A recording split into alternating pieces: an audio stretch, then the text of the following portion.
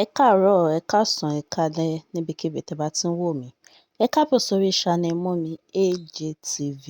Fẹ́yìn tẹ́ bá come across channel mi for the first time, ẹ jọ̀ọ́ ẹ bá mi like, ẹ bá mi share, ẹ bá mi comment, ẹ bá mi subscribe. Ẹ̀yin tèmi, mo lérò pé ẹ ti wo eré Ìpín Mi produced by Habib Alagbe. Ẹ̀yin tèmi, mo fẹ́ kẹ́ lọ wo eré yìí. Eré Ìpín Mi, mo fẹ́ kẹ́ lọ wò. Eré yìí ó wà interesting. Àwọn wo lẹ máa rí nínú eré yìí? Ẹ máa rí Mímísọ́lá Daniel, ẹ máa rí Jọkẹ́ Múyìwá, ẹ máa rí Fausat Balogun, ẹ máa rí Mr. Gaji àti bẹ́ẹ̀ bẹ́ẹ̀ lọ. Ọ̀pọ̀lọpọ̀ àwọn òṣèré ló wà nínú eré yìí. Kí ni àwọn ẹ̀kọ́ tí a máa rí kọ́ nínú eré yìí? Ipa wo ni oníkálukú kó nínú eré yìí?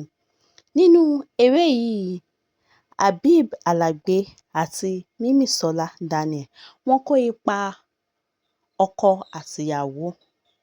Kó tó dà pé wọ́n fẹ́ra tán di ọkọ àti ìyàwó, wọ́n kọ́kọ́ kó ipa boyfriend and girlfriend. Ẹ wo àwòrán tó wà níwájú mi nígbà tí àwọn méjèèjì tán sì wà gẹ́gẹ́ bí boyfriend and girlfriend tán bára wọn rin ìrìnàjò eré ìfẹ́ wọn kó tó lead sí ìyàwó. Ẹ wo ìgbà tí èyí ọkùnrin tó lọ drop girlfriend ẹ̀ sílé. Nígbà tí ìyẹn wọlé, ẹ wo ìgbà tí ìyá yẹn sọ fún pé, ó ti pẹ́ tí mo ti sọ fún ẹ pé ko mú ọkọ wálé. Ta ni arákùnrin tó drop ẹ̀ síta yẹn? Mo fẹ́ ko mú wálé." Ẹ wo ibi tí ìyá ẹ̀ tí ń bá ọmọ ẹ̀ sọ. Ọmọ ẹ̀ wá sọ fún pé kó má worry pé very soon òun máa mú ọkọ wálé fún. Ipa wo ni Madam Fausat Balogun kó? Ipa tí Madam Fausat kó nínú eré yìí tí everybody mọ̀ sí Madam Ṣadé. Ó kó ipa ìyá Habib Alagbe nínú eré yìí. Ẹ wo ibi tí Madam Ṣadé ti pe ọmọ ẹ̀ wípé àkókò ti tó fún ẹ láti mú ìyàwó wálé. 'Cause àwọn tí wọ́n ò tó ẹ, wọ́n ti ṣègbéyàwó, wọ́n ti bímọ. Ìmí ti ní ọmọ méjì mẹ́ta. Kí ló dé? Kí ló ń delay ẹ̀? Ẹ wo ìgbà tí ìyá ẹ̀ bínú sí pé kó mú ìyàwó wálé tó bá sọ̀rọ̀ lórí phone. Ó sọ fún ìyá òun pé kó rí ìyá òun kó fún òun ní sùúrù ìgbà díẹ̀ wípé òun máa mú ìyàwó wálé. Ẹ wo ibi tí ó ti lọ pay boyfriend ẹ̀ ní visit, which is girlfriend Alagbe nínú eré yìí. Ẹ wo ibi tó ti lọ pay ẹ̀ visit tẹ́ pé àwọn méjèèjì wọ́n wá ń sọ̀rọ̀ pé nǹkan bí eléyìí ni ìyá mi sọ, nǹkan bí eléyìí ni ìyá tí ọkùnrin náà sọ. Tẹ́ pé àwọn méjèèjì wọ́n gist, wọ́n plan life wọn. Ẹ wá wo ìgbà tí Mr. Habib, orúkọ ẹ̀ nínú eré is Lanre, tó lọ kí ìyá ẹ̀, Madam Ṣadé. Ẹ wo ibi tí ìyá ẹ̀ ti ń sọ̀rọ̀ sí pé next time tó bá máa wá sínú ilé yìí, tí ò bá mú ìyàwó dání wá, tó máa wá introduce òun, kó má bother láti wá kí òun.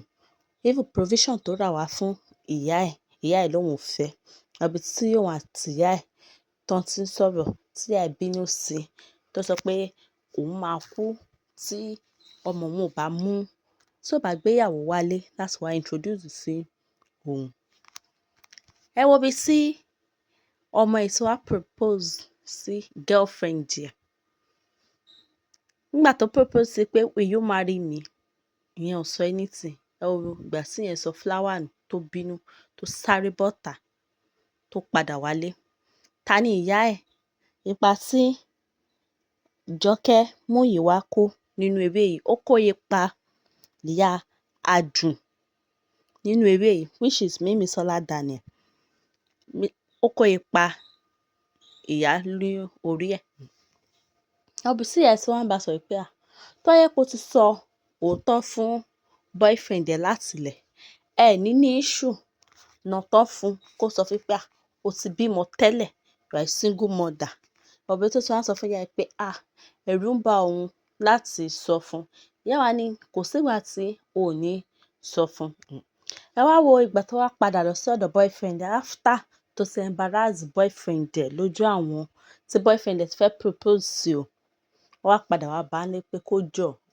Ìyẹn wá sọ fún pé kí ló wá ṣe lẹ́yìn tó ti wu ìwà tó fẹ́ wù. Ọ̀bí tó ti wá ṣàlàyé fún boyfriend ẹ̀ pé single mother lòun, wípé òun náà rí pé òun ò tíì sọ fún tẹ́lẹ̀, so that òun ò ní gba ríǹgì tán kó wá dà pé òun ṣẹ̀ wá ń sọ fún, pé that's why òun fi sọ fún. Ẹ wo bí sí inú ṣáà bí boyfriend ẹ̀ yẹn, boyfriend ẹ̀ wá lọ sọ fún ọ̀rẹ́ tiẹ̀. Ọ̀rẹ́ yẹn ṣáà wá gbà á nímọ̀ràn wípé tó bá nífẹ̀ẹ́ ọmọ yìí, go for her. Má rò pé ó ti bímọ àbí kò tíì bímọ, pé single mother kò ń ṣẹ̀ṣẹ̀. Ọ̀bí tó ṣáà ti gbà, ó wá lọ introduce ẹ̀ sí ìyá ẹ̀, which is ẹ̀yọ ọkùnrin lọ introduce ẹ̀yọ obìnrin sí ìyá ẹ̀ finally. Inú ìyá ẹ̀ dùn. Ó gbà tí ìyá ọkọ gba ìyàwó to be lọ́wọ́, ó gbà á nírọ̀rùn. So after wedding, wọ́n wá live happily. Kò pẹ́, ìyàwó wá ní oyún. Ìgbà tí ìyàwó wá ní oyún, meanwhile, ìyàwó sọ fún ọkọ ẹ̀ wípé single mother lòun, wípé òun bímọ kan. Meanwhile, ọmọ méjì ló ní. Ọmọ méjì ló ní, but kò sọ fún yín pé ọmọ méjì lòun ní. Ẹ̀yin tèmi, kí lẹ rò pé ó máa ṣẹlẹ̀ after tí ó bá get pé ọmọ méjì ni ìyàwó òun ní? Ọ̀bí tó ti sọ fún ọkọ ẹ̀ pé òun ti wà nínú oyún, pé òun ti lóyún, tí inú ọkọ ẹ̀ dùn, inú ẹ̀ dùn. After some days, bọ̀bọ́ tó bí second born fún, which is Mr. Gaji, ipa tí Mr. Gaji kó nínú eré yẹn nìyẹn. Ó ní Adu bí second born fún. So second born tó bí fún yẹn, ẹ wo bí tí Mr. Gaji tó ti wá ń pe Adu, tó ti wá threaten ẹ̀ pé òun fẹ́ rí ọmọ òun, kó jẹ́ pé òun ní access sí ọmọ òun. Ẹ wá wo bí tí èyí Adu tó wá sọ pé never, kò lè rí ọmọ ẹ̀. Táwọn méjèèjì tán ṣáà ń dúnkokò mọ́ra wọn. Ọkọ ẹ̀ ń suspect pé kí ló ń ṣe ìyàwó òun, àmọ́ ìyàwó ẹ̀ hide ẹ̀ fún, kò jẹ́ kó mọ anything. Ó máa kanra nínú ilé, ó máa ṣe bó ṣe wù ú. Tó bá dáná kò ní jẹ. As in, ọkọ ẹ̀ wá worried. Ọ̀bí tí ọkọ ẹ̀ ti wá lọ sí ọ̀dọ̀ ìyá ìyàwó ẹ̀ láti lọ explain fún ìyá ìyàwó ẹ̀ pé òun understand ìyàwó òun mọ́ o, láti ìgbà tó ti wà nínú condition yìí, wípé kò ṣe bí ti tẹ́lẹ̀ mọ́.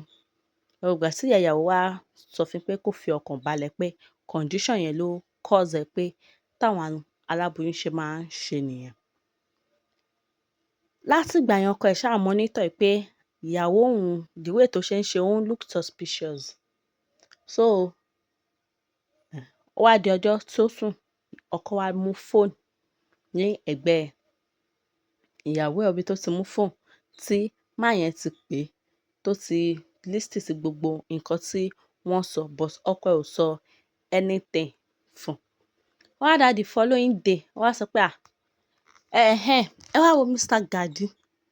Nígbà tí ó padà lọ sí ọ̀dọ̀ ìyá ìyàwó ẹ̀, wípé tí ọmọ ẹ̀ ò bá allow òun láti kó ní access sí ọmọ, wípé kò ní ní peace ní ilé ọkọ ẹ̀.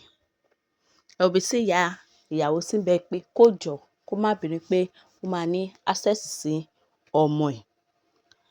So ìyá wá pe ọmọ ẹ̀ pé wá o. Ẹ wo bí tí ọmọ ti wá lọ bá ìyá, wípé okay, òun ti bá bàbá ọmọ ẹ̀ sọ̀rọ̀, jẹ́ kó ní access sí ọmọ ẹ̀.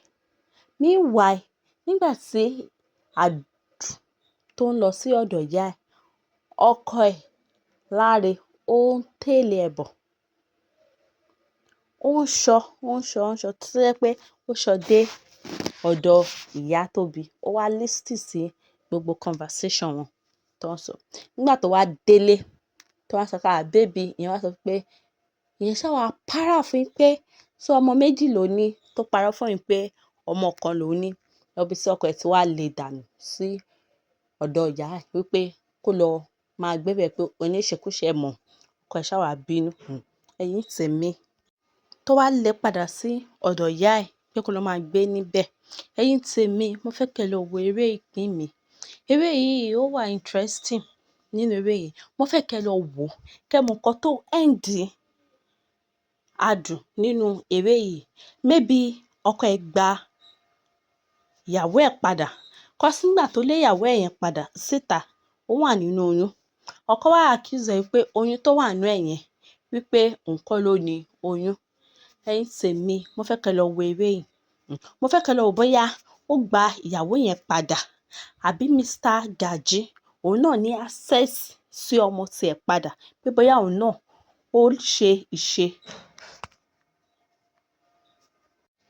Ẹ̀yin tèmi, ẹ má gbàgbé láti bá mi like, láti bá mi share, láti bá mi comment, and then láti bá mi subscribe.